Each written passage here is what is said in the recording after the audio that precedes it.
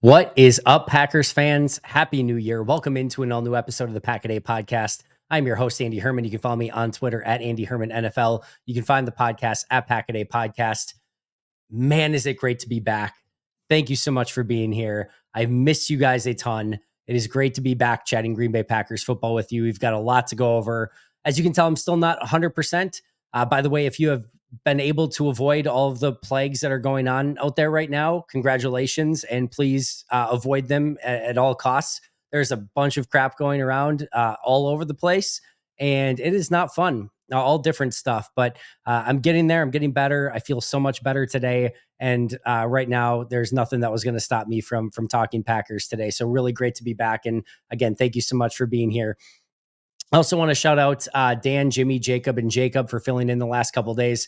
I can't tell you how unbelievable it is to have a whole team of people who are unbelievable people and unbelievable podcasters to fill in when I have stuff like this come out. So thank you for checking them out. They did an unbelievable job. Also, if you have yet to check out Jen Mackey's interview, she did an interview with a family friend who was at the Ice Bowl, commemorating the anniversary of the Ice Bowl. Is unbelievable interview. Make sure to check that out as well. But to again, Jacob, Jimmy, and Dan for filling in. Thank you guys so incredibly much. And I also want to thank you, all of our viewers and listeners.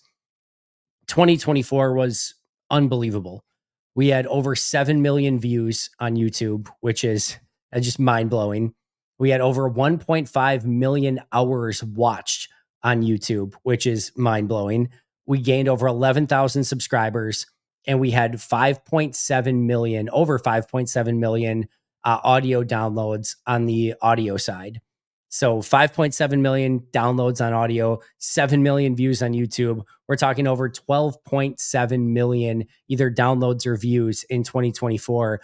I don't even know where to begin to thank you all for that. So thank you for making Pack-A-Day so successful in 2024. We are on to an even more unbelievable and incredible and better 2025. So buckle in. And there's no better way to kick things off as a Packers fan, of course, than by starting 2025 with a win over the Chicago Bears, and let them be undefeated in 2025 for Wednesday, Thursday, Friday, Saturday, 4.5 days. They get 4.5 days of being undefeated in 2025. And then reality will come crashing back down. They'll start their 2025 0-1, and the Packers will start 1-0, and all will be right in the world. Some things are just meant to be, but looking forward to it. Like I said, 2025 is going to be epic, and really looking forward to this playoff run as well.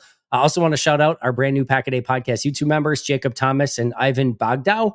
Thank you guys so much for signing up. Appreciate that a ton. If you have not yet checked out memberships, make sure to do so. Also want to shout out our partners, Luigi's Pizza and Habish Rotier. Make sure to support our partners. They're supporting us. They've reached out to us directly to support the Pack-A-Day Podcast, just like you guys are doing.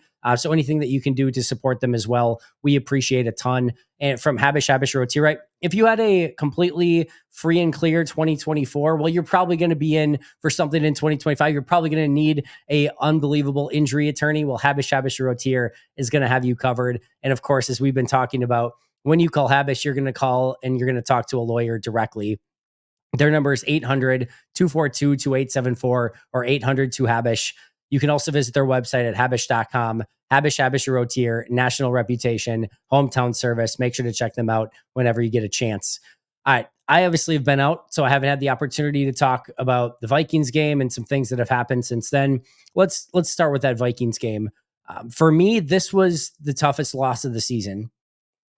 Not necessarily based on what happened in the game, not necessarily because they couldn't get the ball back with an opportunity to win or anything like that. Just because at some point you wanted some proof that this team could beat a good team, and you were hoping to get that before the start of the playoffs. Now, if they get it in the playoffs, that's fine, but you were hoping to see proof of that prior to the start of the playoffs. And we didn't get that. And as we've kind of made our way through this season, you've had those 5 opportunities now, right? Against 5 good teams. The Philadelphia Eagles in the opening game, and Green Bay loses that. And you kind of point to, well, it's a neutral field. It's the first week of the season. Weird things happen in week 1. Philly's a really good team. You've got the Love injury at the end, and you start maybe saying, yeah, all right, it's not a huge deal, right? You can put that one to the side. And then you get to the Vikings game. And it's like, yeah, they went down 28-0. They had the comeback, but Jordan wasn't himself that game. He was beat up. He clearly came back a little bit too early, and you maybe try to put that one to the side a little bit. Lions game, lose that one by 10 points. What was it, 24-14, something to that effect. And, it's basically you have the pick six before halftime. Things don't go according to plan. And again, you're kind of not necessarily, again, forgiving everything, but you're kind of explaining away. Jordan clearly still was not himself, was injured again. And, we'll see what happens later. And then you get that next Lions game. And there's less to kind of point to in that one. There's less excuses. We'll just call them what they are. But you're like, oh, they were this close. Like they almost won that game. They were this close. Easily could have won the game. Couple, ball bounces a different way if they get the ball one more time, whatever it might be. But it was this close, right? But you kind of knew going into that last Minnesota game. Yes, Green Bay had some injuries, right? There's no two ways around that. There were some significant injuries for Green Bay. Christian Watson, Jair Alexander. We don't need to go through all of them, but there were significant injuries in the game. And even with that, though, you kind of knew that this was going to be a big game for Green Bay. You wanted to see proof that Green Bay could go on the road and get a big win. You wanted to see them not go 0-4 against Detroit and Minnesota. You wanted to have them have the opportunity to get the 5 or at least the 6 seed and try to avoid the number 7 seed. And you just wanted to see, again, this team go out and play its best football against a really good team. And you didn't get that. You got a team that had basically the exact same formula that they've used in their other losses that included a lot of self-inflicted wounds, a lot of sloppy football, and just leaving you, and yes, a little comeback at the end, get you a little bit excited of like, oh, could they do this? Could they pull this off? But it comes up a little bit short because you are so behind the 8 ball from another really big early deficit. You go down 3 scores at one point. That's so hard to come back against Minnesota. And credit to the team for fighting and not giving up and yada, yada, and blah, blah, blah. At some point, when you go down 28-0 and 24-3 and 17-7 and down by 17 in this game, it's going to come back to haunt you. It's not going to be enough. You're not going to be able to come back. And for me, that's where the tough part of this was that they kind of knew going in what their formula was for failure. To have all these mistakes, these drops, these penalties, these really slow starts to games. And yet here we were in the penultimate game of the regular season in their last chance to really go out and show like, yep, we can beat a good team on the road. And it was the exact same game. It was the exact same problems. And it leaves, like, at some point, it leaves you feeling of like, this is who they are. This is a really good team that can take care of the bad teams, but not a great team that can beat the good teams. And I'll be clear, and we're going to talk about more on this in just a moment, but I'm not saying they can't. I'm not saying that they can't pick up a big win in the wild card round or the divisional round or something like that. But they certainly haven't shown it. And this was the first game for me all season long where I really, as the game was going on, where there was a true level of frustration and maybe even just disappointment with how the team managed and handled that game. It just felt like, I don't know if it was, I guess to some extent it was a lack of preparation because Matt LaFleur was very transparent about they weren't ready for a bunch of man coverage. I mean, credit to Peter Bukowski. Peter Bukowski going into the game, but the day before, he even said like, hey, Green Bay struggled more with man coverage lately. I wonder if Minnesota will go outside of their norm and play more man coverage. Like even he had posed the question of like, hey, this could be something that Minnesota toys with a little bit because Green Bay has struggled a little bit with man coverage and they'll be likely missing Christian Watson. I mean, kudos to him for potentially seeing that. And Green Bay did not see it coming. And what's unfathomable to me about that is I don't care if they decide, if they came out and we're going to play cover 6 the entire, like something completely random or weird. Like I don't, no matter what, you it's not like they like invented this new defense. It wasn't like, the first time Miami came out in the Wildcat against New England and New England just had no idea what to do with it because nobody in the NFL had run any Wildcat up at that point. It's not like Minnesota showed them something that like, oh, how could we have prepared? It was man coverage. It was man coverage. This should not be something that is like, oh my God, they just they went man coverage. How they're like, yeah, you have to start flipping through manuals and like textbooks and like getting everyone huddled, like, timeout. How are we going to possibly deal with man coverage? And I'm being over the top on this, obviously, but how that is something that can break you, and because you weren't prepared for it, who the hell cares? Again, it's not like this is some trick formation or unscouted look that you've never seen before. It is man coverage. This is install 101 of like, yeah, all right, get the man beaters out. All right, we have a whole playbook for that. We've run through this stuff against multiple teams before. Maybe you didn't rep it a ton in practice during the week. That's okay. Oh, the first play they have man defense. All right, let's get some of those prepared just in case. Like let's call some of these up. Like how you cannot make a change that quick to something like that is a little bit stunning, a little bit unnerving, if I'm being honest. But when you add in a start, and again, people will shout out like, oh, they took the ball again. I have no problem. I'm a huge fan of taking the ball. I've said this for a long time. I always want the ball. I just want the ball. I want to go down and set the tone right away. The tone you can't set is, oh, here's the football. Here, you have it. We don't want it. And I like Josh Jacobs has been amazing, right? Like player 1A on the team, arguably at this point. Like he may have even surpassed David McKinney. He's at least in that conversation, right? Like they're in the conversation for which player's best on the team. Whichever one he was, like he's been unbelievable. He had a bad fumble. And you're certainly not going to hold that just against him, but it's the worst possible scenario to start the game. And then some of the fourth down decisions, like if people are going to put, I can't believe he went for it on fourth down. I have no issue whatsoever with him on the first drive in a vacuum kicking that field goal. I have no issue on the second drive in a vacuum with him deciding to go for that. What I absolutely hate is going for one and kicking the other. If the scenario changed, right, or something, and it made sense, so be it. But the scenario didn't change. And the reason that I say that is I kind of want to go into the game feeling like, all right, in fourth and short scenarios, or if we get, chances to take points, we're going to take points against this team. That's what we want to do. And we're going to be consistent with that throughout the game. If we have an opportunity for points, we're going to take points. We think this is going to be, any points we can get is going to be advantageous. Let's go into it with that idea. On the flip side, if you feel like, hey, we feel like we need to be aggressive in this game and we're going to be aggressive, then go into the game saying we're going to be aggressive. The reason that I say that is if you just need one of those two drives to result in a touchdown when you're going for it on fourth down to pay it off. You're going to get 7 points in that scenario, and that's better than the 2 field goals that you would have taken. But when you take the first field goal, I feel much more strong about taking the second field goal and getting points again in that situation because you've already decided once that you weren't going to be aggressive. All right, so let's keep the same keep the same idea of let's continue to get points. I hate the, like, we're just going to go with a gut feel sort of scenario. I want a conviction going into the game of today's going to be an aggressive day. We're going to go for it. Or you know what? We feel like we want points in this game. I'm cool with either, by the way. I would generally prefer going for it in both of those scenarios. I think that would have been the more advantageous play. But I'm fine if they would have decided to kick on both.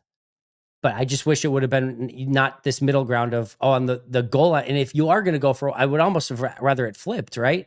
If you're going to go for it in the goal line, go for it when you're on the 4-yard line. And you might say, well, things are more condensed. Yes, but you have to look at the other side of it. If you kick the field goal in that situation, you're getting 3 points, but you're also giving it to them at the 30+ yard line. Like they're already couple big plays away from field goal range themselves to tie it back up. You're not gaining a ton. At least if you're down at the 4-yard line, you miss it. They're on their own, inside their own 5, and you're putting your defense in a great position, and you might get it back in great field position, setting you up for at minimum that field goal that you were just going to get anyway. So I really disagreed with that first field goal attempt. But again, if you're going to do it there, then certainly do it on the next one too. Take the points. That's what you've decided to do. I hate that middle ground of, we're going to kick it here, we're going to go for it here. And again, even if it would have been that, I would have rather it been the other way around. Because on the fourth and whatever it was, when you're on like the 20-25 yard line, whatever that one was, you pick up the first down there, you're still not guaranteed a touchdown, right? At least if you convert on the one at the 4 yard line, at least it's a touchdown, because it's fourth and goal. At least that one's going to be a touchdown. You convert on the second one, you still might go 3-and-out from there and have to settle for a field goal anyway.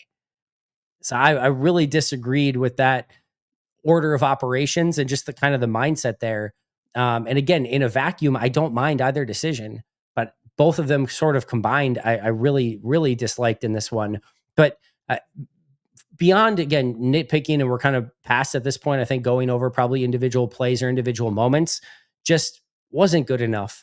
And again, maybe you could at different points against Detroit and Minnesota, Philly earlier in the year, make some certain excuses in those games as to why Green Bay didn't play as well. This one had the feel of like you had every right to be able to go into Minnesota and win that game. That's not taking anything away from Minnesota, who, if anyone is still on the Vikings aren't actually good or whatever, like they're an unbelievably good football team. I really truly believe that. I hate to say it. I'm not proud saying that or anything. Like, they are a very good football team. But I thought Green Bay had every right to beat them and go in there and get that win in Minnesota. And it just felt like they had another C plus B minus effort. And that's just not good enough. And I mean, man, I get the spin on it, right?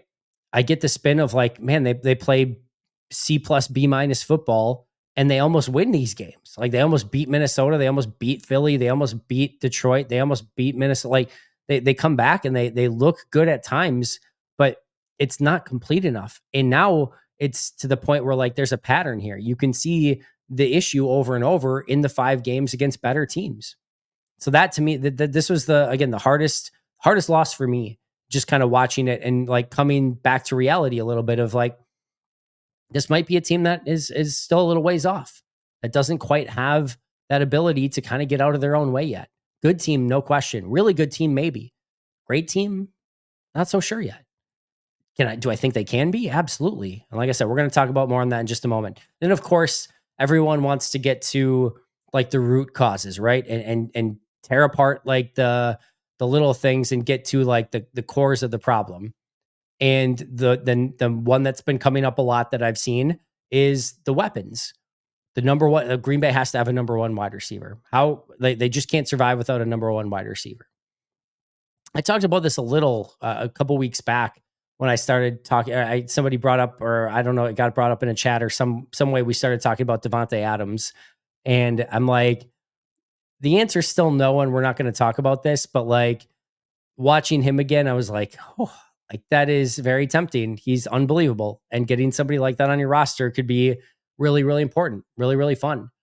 I'm not saying that it's this terrible or awful idea, but I'm not to the point yet where I think that Green Bay is in a situation where they do not have enough weapons. And let me be crystal clear. Jaden Reed's got to stop dropping the ball. Dontavian Wicks has to be better than what he has been this season. That has been a disappointment. I think Romeo Doubs needs to be more consistent. I think Christian Watson needs to get healthy, kind of, as much as it pains me to say this, kind of per usual, right? Like he needs to stay healthy. He needs to be out there. I still am of the belief, and I really truly mean this, that if you've got Christian Watson, Romeo Doubs, Jaden Reed, Dontavian Wicks, Tucker Kraft, Luke Musgrave, Josh Jacobs, with guys like Emmanuel Wilson and Chris Brooks and Bo Melton and Malik Heath, there's enough there. I really truly believe that. If you have what I still believe is an unbelievable offensive mind in Matt LaFleur and one of the better quarterbacks in the NFL, which I believe is in Jordan Love, that has to be like, that should be enough for the second highest paid quarterback and one of the brightest minds, offensive minds in football as your head coach. That's enough weapons.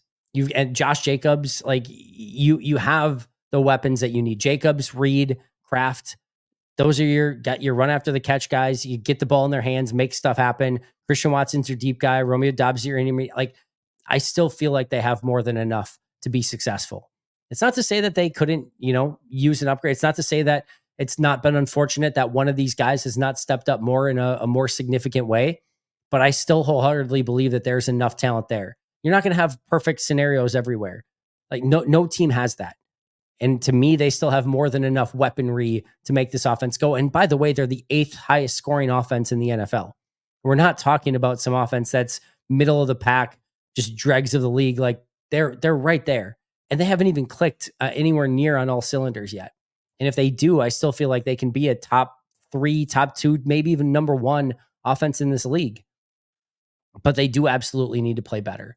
To me, this goes to execution and guys trying to do too much, and just converting the simple stuff is what's getting in the way, not a lack or dearth of talent.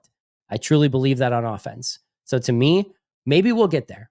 Maybe I'll get there is maybe a better way to put it. Maybe we'll go into the offseason. I'll say, yep, I've thought about this more, and they need to add a alpha wide receiver. Right now, I really truly don't believe that. I think they have more than enough weapons. They just have to go out and execute. And it's been a problem. It's been a problem. Got to catch the ball. It's an important part of the receiving process, is actually coming down with the completion. It's a very important piece. I know that they can be better. I very much believe that, and I think they will be. I think, and again, I've been saying that. I get it. And at some point, you have to go out and prove it. I think they'll go out and prove it. But and if they don't, all right, we're going to have a different conversation about it. But I still believe that the overall weapons and weaponry needed is there. Now they have to go out and prove it. Now on the other side is some of the defensive concerns. Pass rush is, to me, still the 1A issue on this team. That is the one that I still cannot get over. I think there's a solution on this roster. I'm not sure that there is. I have the toughest time with that. Corner is still a big question mark for me. I feel like the corner position would be sufficient because of the safety play if they had a pass rush. But if you don't have a pass rush, it really makes corner that much more of an issue. And I saw a lot of people talking about, like, why is Green Bay playing all this off coverage and zone coverage? I thought Jeff Hafley was going to be more of a press man-to-man guy. Like, what the hell is going on here? He is coaching the defense that he has. If anyone thinks that going man-to-man coverage with no pass rush with these corners against Justin Jefferson and Jordan Addison would have been a good idea, I've got some bad news for you. That would have been a nightmare. Kevin O'Connell would have been doing cartwheels on the sidelines if he saw Stokes and Valentine and Nixon going man-to-man against their wide receivers with this pass rush. It would have been an absolute nightmare. You just can't do it. It's a nightmare waiting to happen. So you have that, like, they played the version of football that they had to play against this team with the matchups that they had. But you still have to be able to get home. Bretton Cox was okay, but it's the same thing. LVN is a no-show as a pass rusher. Rashawn Gary has not been the menace that they need him to be. Kenny Clark is not winning enough and not quick enough in the middle. Devontae Wyatt, I thought, showed up well until he went out with a concussion. But they need so much more from this pass rush. And that, to me, is still the number one issue. And the one thing that I would be most concerned about is Green Bay tries to make any sort of run in the playoffs. I think everything else they can overcome. That's the one I don't think that I'm not sure that they're going to be able to. Like, you have to have a really good pass rush going into the playoffs. You have to be able to get home with 4 with some level of consistency and give your defensive backfield a chance. And without that, it's so hard. It's just so insanely hard. You're putting your defensive coordinator in no man's land. And I don't know that there is, you can't just fix it with smoke and mirrors or, tape and whatever, glue. You have to be able to win your one-on-ones. And Jeff Hafley's tried everything. Twists, stunts, simulated pressures, bringing 4 guys on one side. Like, he's doing everything that he can. But at some point, you just got to beat the guy across from you. And Green Bay's defensive front guys are just not doing that enough. And that is the biggest problem on this team right now, other than, of course, still all the self-inflicted wounds. So this team's got to find a way to grow up, calm down, not try to do too much, and play within themselves, get hot at the right time, and somehow, some way, find a way for this pass rush group to get hungry and capable at the right time. Because right now, that to me is still the Achilles heel of this team and is the biggest concern that I still have as they have one game left in the regular season and then get ready for the playoffs. All right, that's what I kind of have seen and just kind of wanted to go over some of the conversations going on over the last few days. What I want to talk about today, Happy New Year, are the Packers frauds? Let's talk about that. This is not meant to be a negative leaning conversation, although I don't know how it's probably going to get viewed as anything besides that. But I think again, maybe this was just this Vikings game breaking me to some small extent. But after this latest loss to the Vikings, I kind of wanted to look back and say, who are these Green Bay Packers? And what I mean by these Green Bay Packers, I mean the 2023-2024 Green Bay Packers, the Jordan Love era Green Bay Packers. There's two seasons, right? They were 10-9 last year, including the playoffs. They're 11-5 this year. So 21-14 over their last 35 games over the course of the regular season and postseason, both last year and this year. So 21-14, that's a fairly good record, right? What I wanted to look at is, all right, what about against bad teams and against good teams? Well, against teams that are 500 or under, they're 13-5. They're beating up pretty good on the bad teams. And if you kind of like, a lot of those losses were early last year when they were still kind of finding themselves.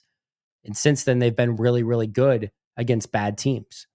But 13-5 in their 18 games against below 500 teams, they're taking care of business against the bad teams. Well, what about the teams that are above 500? How are they doing against those teams? They're 8-9. That's not bad. They're almost a 500 team against teams that have a winning record. That's like, if you would have like said like what would I have expected? I would I would probably expected worse than that. Like they're 8-9 against teams that are 500 or above. That feels pretty good to me. That doesn't sound so bad. But I think you need to look at those 8 wins to kind of break it down a little bit further. Who are those 8 wins that they have had that have been against quote unquote good teams over the last 2 seasons? Well, the first one was the win against the Saints last year, who went on to be a 9-8 team, but there was a non-playoff team. They weren't a very good team. It's still a Derek Carr led, New Orleans Saints team. And they had every right to lose that game, right? They should have absolutely lost that game. Saints let them come back at the end. You're not apologizing for it, but they'll take the win. I'll just put it that way. But that was against a 9-8 Saints team, non-playoff team, right? It's an okay win. It's certainly not a signature win, not a good win, not a great win. It's a fine win. All right. That's number one. That's one of their 8 good wins, if you will. The next one was against the eventual 10-7 LA Rams, who did go on to make the playoffs last year. Except that was with Brett Rippon at quarterback, not Matthew Stafford. And their backup quarterback in, they were not the same team. I think they scored 3 points in that game. That's not a good win. All right. So those first 2, all right, now you're down to kind of 6 wins left. Then you had the wins against the Lions on Thanksgiving and the Chiefs at home. A+, unbelievable quality wins. If you want proof that I know that's the 2023 Packers, but if you want proof that this version of the Jordan Love Packers and this team over the last 2 years can win big games, those are your 2 that you're looking at. Lions on the road on Thanksgiving, Chiefs at home the next week with the big Keyshawn Nixon interception at the end. There's nothing taken away from either of those wins. Tough, hard-fought wins, good wins, both phenomenal, A+. All right, not taking anything away from those. All right, then your next quality win is against the Dallas Cowboys. They were 12-5. So clearly, like, that's a really good win, right? Well, it is on the road, wild card game. The Cowboys were, I think, undefeated at home for a huge, long period of time, and Green Bay went in there and they basically hammered the Cowboys. What I will tell you is, if we're talking about fraudulent teams, that Cowboys team may have been a little fraudulent. If you go back to the 4 games prior to that Packer game, the Packer game itself, and then the 8 games that they had Dak Prescott to start this year, right? So their last 13 games with Dak Prescott, including that game, the Cowboys are 5-8. So the 4 games before, they were 2-2 prior to that game. They lost to Green Bay in the playoffs. And then They were what does that leave? Like 3-5, I think 3-5 this year with Dak Prescott. So 5-8 in their last 13 games in that stretch. Um, it's not exactly a great team, right?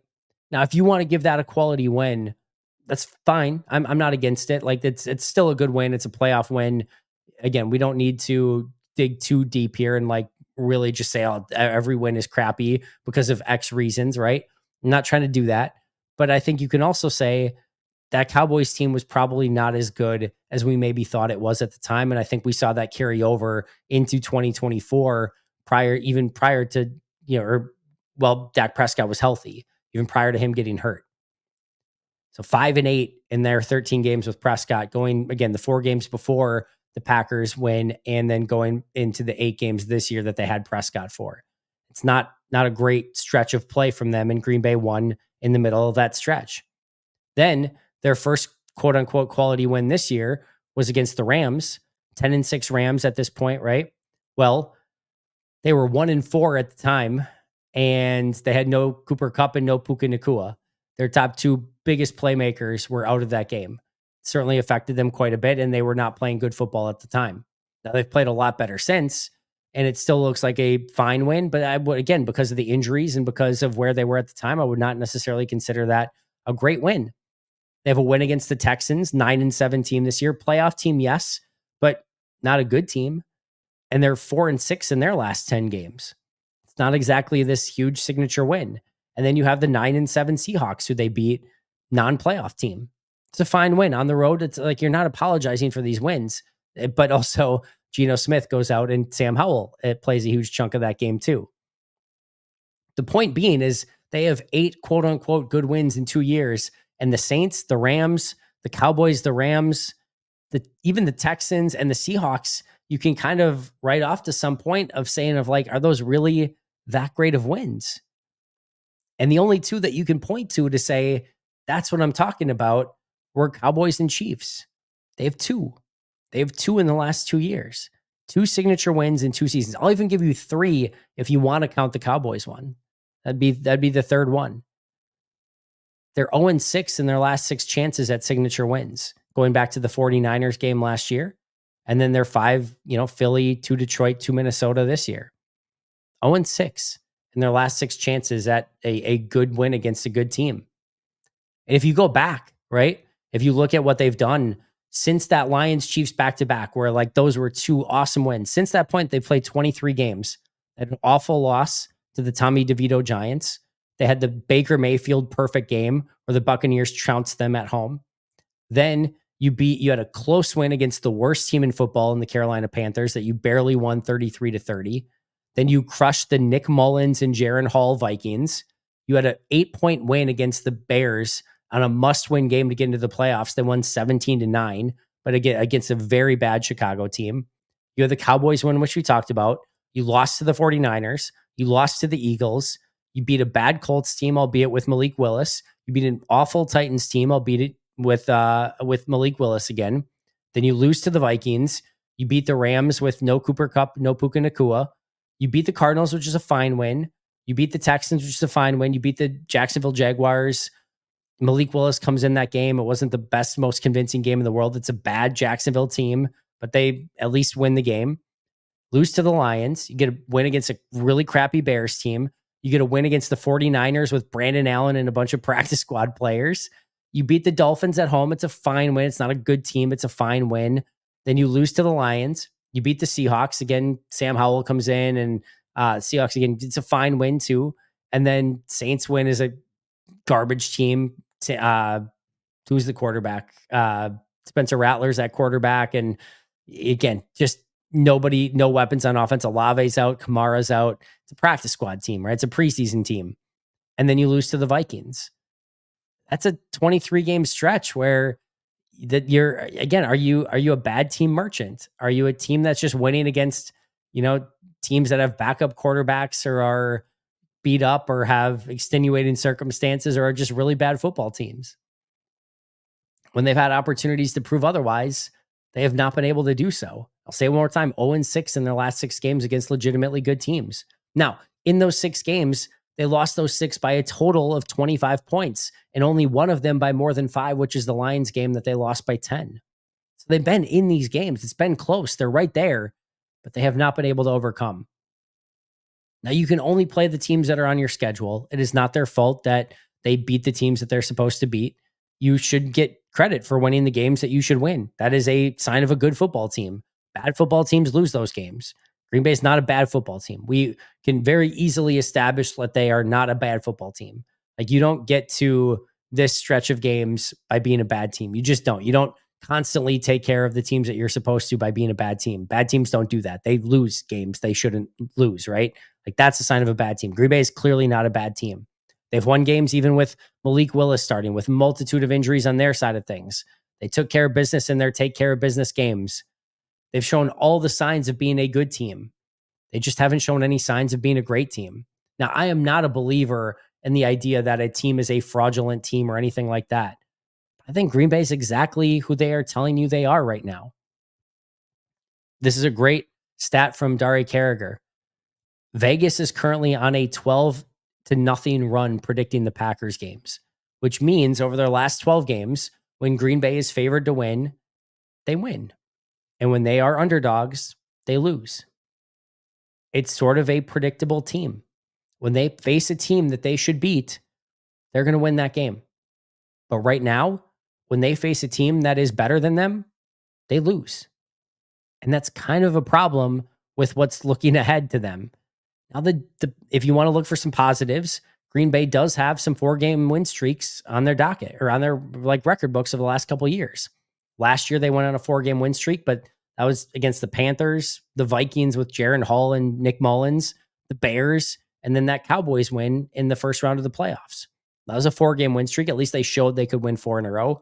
This year, they won at the Rams, Cardinals at home, Texans at home, and then at Jacksonville. Not exactly a playoff gauntlet, but a decent 4-game win streak there. So they showed that they can go on a 4-game win streak, but that's not quite a at Philadelphia, at Minnesota, at Detroit, and then Super Bowl game gauntlet, right? That's going to be leagues and leagues harder of what they've had to accomplish so far. In fact, I would argue they don't have a 4-game win streak or a 4-game group of wins, period, at any point in time. If you put their best 4 wins together at Detroit, KC at home, at Dallas in the playoffs, and I don't know, maybe Texans this year at home, like that might be their best 4 wins. Those 4 wins combined, that's going to be easier than what they're probably going to have to face over these next 4 games come playoff time if they actually want to hoist the Lombardi trophy. Now, one thing I will say is that I don't know if you can look at this as a positive, so to speak, but the reason that the Packers are not winning these games is not because, these teams are just light years better than the Packers. They're better because they're more consistent. They're more under control. They don't make the mistakes.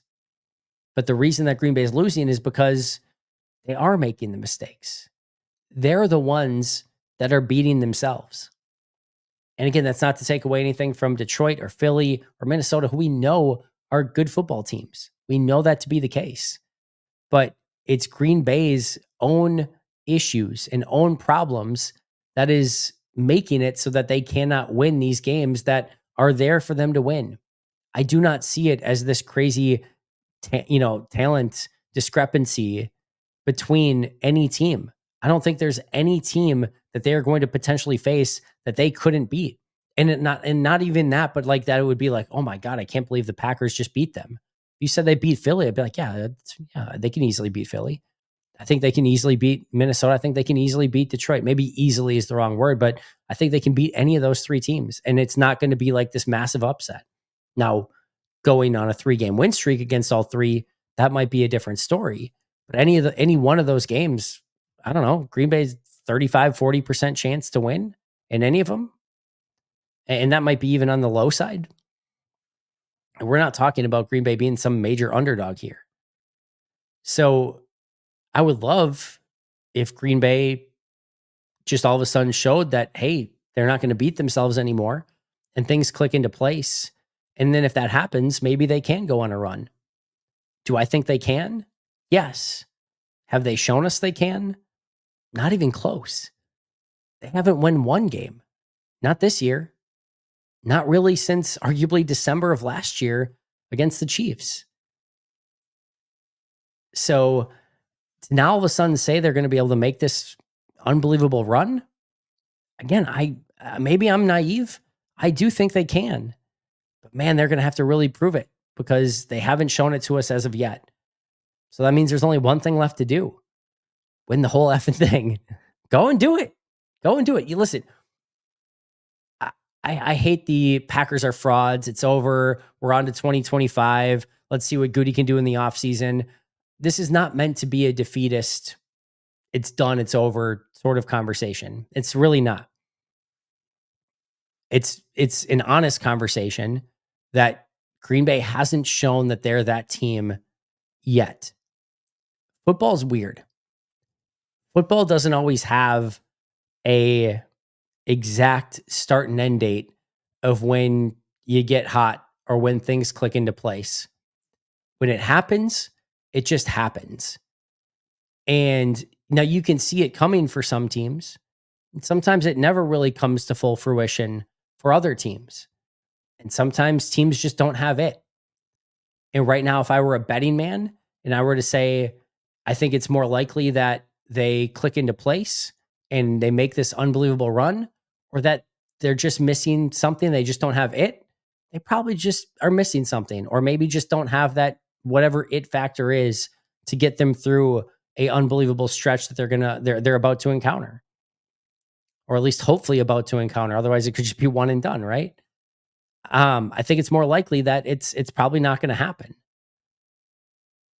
but I think it can, and I think that these things happen in strange ways, and it's not always readily apparent that it's right around the corner that it could happen, but it is very strange sometimes how you just get that one win.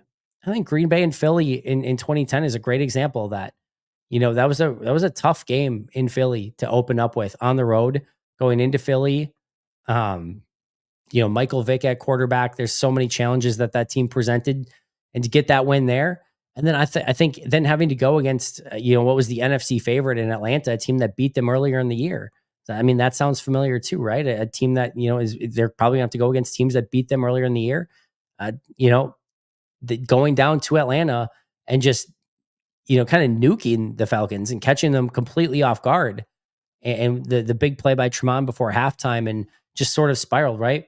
And it was at that moment, the Tremont pick, in my opinion, was really the moment where that's where everything really clicked, where it's like it felt like that team really truly believed in themselves, like they could be something special. That was kind of the moment. And sometimes you just get that first pebble, and maybe Green Bay does go into Philly, and maybe Jalen Hurts isn't 100%, or you just get a win. Maybe it's a 3-point win. It's just a win. Maybe it's not super convincing. Maybe it's not whatever, but you just get that win.